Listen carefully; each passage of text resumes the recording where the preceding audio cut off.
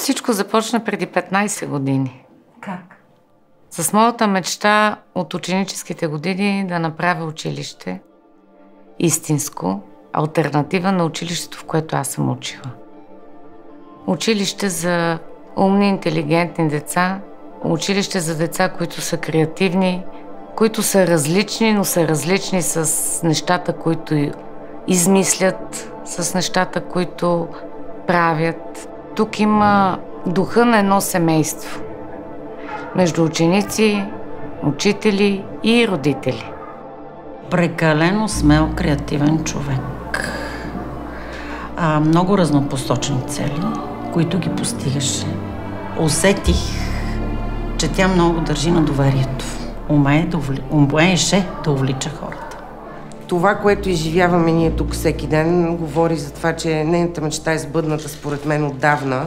Деца, които идват, защото им е хубаво в училище и вечер не могат да си тръгнат, защото се чувстват добре тук. Първенци на София, четвърти в България, това говорим за спорт, което е математическо училище. Започна с 7 деца и сега е приказка. 20 страхотни години просто. Не ги усетихме, поне аз. Хубав приключенски път.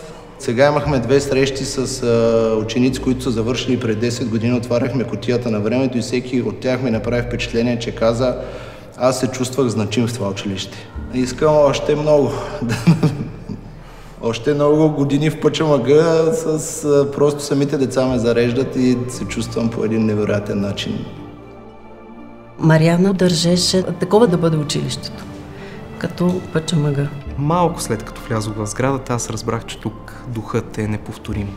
Тук аз не се чувствам човек, който може да твори в час. Това училище дава на децата общност, в която да се чувстват добре, в която да могат да покажат себе си, да се развият и най-вече да бъдат подкрепени. Мариана Въчкова е личност, която успя да създаде база за развитие на нейната мечта да стане реалност. Да оставиме още по-ярка следа в много повече хора.